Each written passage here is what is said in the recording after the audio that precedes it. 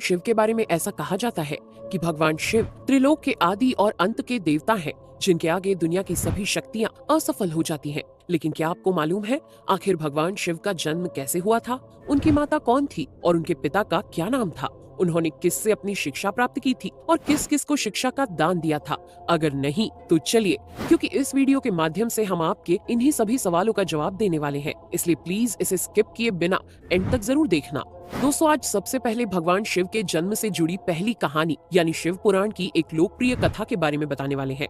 शिव पुराण के अनुसार भगवान शिव को स्वयंभू माना जाता है, जिसका मतलब होता है कि भगवान शिव का जन्म स्वयं ही हुआ था। यानी कि इससे एक बात तो साफ हो जाती है कि ना ही भगवान शिव की कोई माता है और ना ही उनके कोई पिता हैं। इसी कारण से भगवान शिव पंच तत्वों से भी परे हैं, जिस कारण से इन्हें मृत्यु का भी कोई भय नहीं है और इनकी मृत्यु कभी नहीं हो सकती। पर अब बात करते हैं विष्णु पुराण में बताई गई भगवान शिव के जन्म से जुड़ी हुई एक और कहानी के बारे में। विष्णु पुराण में बताया गया है कि भगवान विष्णु के माथे से निकलने वाले तेज के कारण भगवान शिव की उत्पत्ति हुई थी और उनके नाभि से निकलते हुए तेज से कमल पर विराजमान ब्रह्मा जी का जन्म हुआ था। मगर दूसरी ओर भगवान विष्णु के जन्म के बारे में शिव पुराण में बताया गया है कि एक बार की बात है जब भगवान शिव अपने घुटने मल रहे थे और उनके घुटनों से निकलने वाले मैल से भगवान श्री विष्णु जी का जन्म हुआ था। पर अगर ऐसा हुआ है तो विष्णु पुराण और शिव पुराण एक दूसरे से बिल्कुल अलग हैं। इस कथा के अलावा भगवान शिव के जन्म की एक और पौराणिक कथा काफी ज्यादा पॉपुलर है,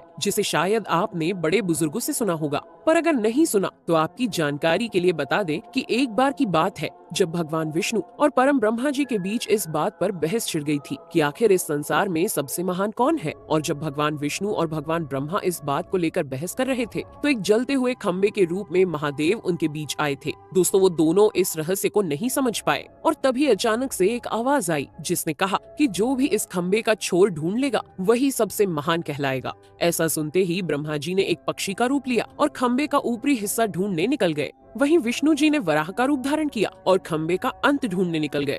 बहुत देर तक खोजने के बाद भी दोनों में से किसी को भी खंबे का छोर नहीं मिला और दोनों हार मानकर वापस आ गए। जिसके बाद भगवान शिव अपने असली रूप में आए और फिर भगवान विष्णु और ब्रह्मा जी ने ये मान लिया कि महादेव ही सबसे महान और शक्तिशाली हैं। इनसे बड़ी शक्ति इस दुनिया में कोई नहीं है।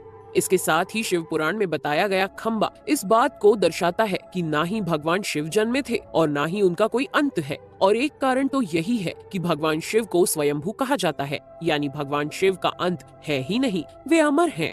अब हम बात करते हैं भगवान शिव से जुड़े एक ऐसे विषय के बारे में जो सबसे ज्यादा प्रसिद्ध है कि क्या भगवान ब्रह्मा भगवान शिव के पिता हैं? जी हाँ, इनकी ये कहानी लोगों के बीच काफी प्रसिद्ध है। तो आपको बता दें कि आखिर किस प्रकार भगवान शिव ने ब्रह्मा पुत्र के रूप में जन्म लिया था। इसके पीछे विष्णु पुराण की एक पौराणिक कथा है, जिसके अनुसार जब धरती, आकाश, पाताल या कहें पूरा यूनिवर्स जलमग्न यानी पानी में डूबा हुआ था, तब भगवान विष्णु के अलावा कोई भी देव या प्राणी इस संसार में नहीं था। तब केवल विष्णु ही जल सतह पर अपने शेष नाग पर लेटे हुए नजर आ रहे थे। जिसके बाद उनकी नाभि से कमल की डंडी पर ब्रह्मा जी प्रकट हुए और जब भगवान ब्रह्मा और भगवान विष्णु इस यूनिवर्स से संबंधित बातें कर रहे थे तब भगवान शिव प्रकट हुए। जिसके बाद ब्रह्मा ने उन्हें पहचानने से इनकार कर दिया। इस कारण से भगवान शिव रूठ गए और उनके रूठ जाने के कारण भगवान विष्णु ने उन्हें दिव्य दृष्टि प्रदान कर ब्रह्मा जी को भगवान शिव की याद दिलाई। जिसके बाद भगवान ब्रह्मा को अपनी गलती का एहसास हुआ और शिव से क्षमा मांगते हुए उन्होंने उनसे अपने पुत्र रूप में पैदा होने का आशीर्वाद मांगा। जिस कारण से भगवान शिव ने भगवान ब्रह्मा की प्रार्थना को स्वीकार करते हुए उन्हें ये आशीर्वाद दे दिया। लेकिन इसके बाद जब भगवान ब्रह्मा ने इस सृष्टि की रचना शुरू की तो उन्हें एक बच्चे की जरूरत पड़ी और तब उन्हें भगवान शिव का आशीर्वाद ध्यान आया, जिसके लिए भगवान ब्रह्मा ने तपस्या की और बालक के रूप में भगवान शिव उनकी गोद में रोते हुए प्रकट हुए। आपको बता दें कि ये भगवान शिव का एकमात्र बाल रूप है। जब भगवान ब्रह्मा ने उनके रोने का कारण पूछा तो उन्होंने बताया कि उनका कोई नाम नहीं है। तब भगवान ब्रह्मा ने भगवान शिव का नाम रुद्र रख दिया, जिसका मतलब होता है रोने वाला। पर इसके बावजूद भी भगवान शिव चुप नहीं हुए, इसलिए ब्रह्मा ने उन्हें दूसरा नाम दिया। पर शिव को वो नाम भी पसंद नहीं आया और फिर भी वे चुप नहीं हुए। इस तरह शिव को चुप कराने के लिए भगवान ब्रह्मा ने भगवान शिव को 108 नाम दिए थे, जो रुद्र, शर्व, भाव, उग्र, भीम, पशुपति, ईशान और महादेव जैसे नाम थे और शिव पुराण के अनुसार उनके ये नाम पृथ्वी पर लिखे गए थे। इसके बाद बात आती है श्रीमद् देवी महापुराण की। तो श्रीमद् देवी महापुराण में भगवान शिव की माता और पिता के बारे में बताया गया है। श्रीमद् देवी महापुराण के अनुसार देखा जाए तो एक बार जब भगवान नारद जी ने अपने पिता भगवान ब्रह्मा जी से पूछा कि सृष्टि का निर्माण किसने किया है, साथ ही भगवान विष्णु, भगवान शिव और आपके माता पिता कौन है, तब भगवान ब्रह्मा जी ने नारद जी को त्रिदेवों के जन्म के बारे में बताया। जो बताया वो वाकई चौंका देने वाली बात थी। दरअसल उन्होंने कहा कि देवी दुर्गा और शिव स्वरूप ब्रह्मा के योग से ब्रह्मा, विष्णु और महेश का जन्म हुआ था। यानी प्रकृति का रूप लिए माँ दुर्गा ही हम तीनों की माता है और ब्रह्मा यानी काल सदाशिव हमारे पिता है।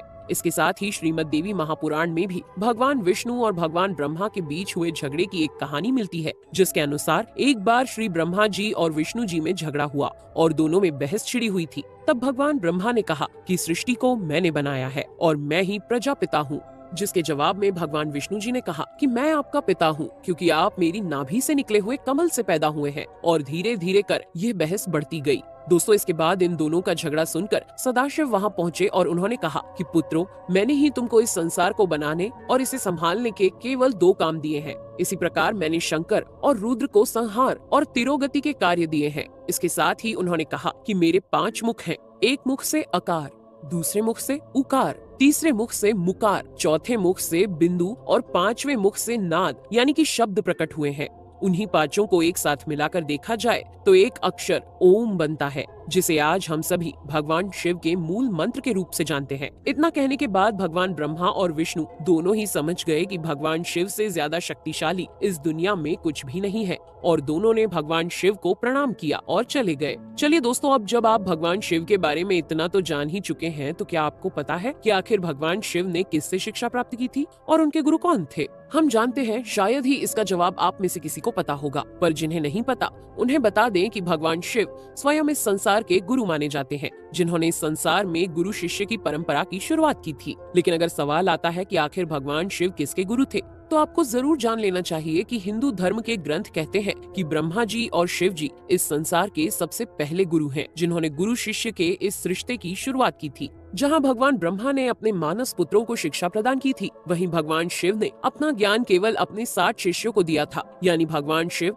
60 शिष्यों के गुरु थे और वे जिन शिष्यों के गुरु थे उन्हें आज के समय में सप्त ऋषियों का दर्जा दिया गया है। तो दोस्तों, ये थे भगवान शिव के जन्म से जुड़े हुए कुछ फैक्ट्स, जो आपको कैसे लगे हमें कमेंट करके जरूर बताइए। साथ ही अगर आपको वीडियो पसंद आया हो तो इसे लाइक और चैनल को सब्सक्राइब करना बिल्कुल ना भूलें। धन्यवाद।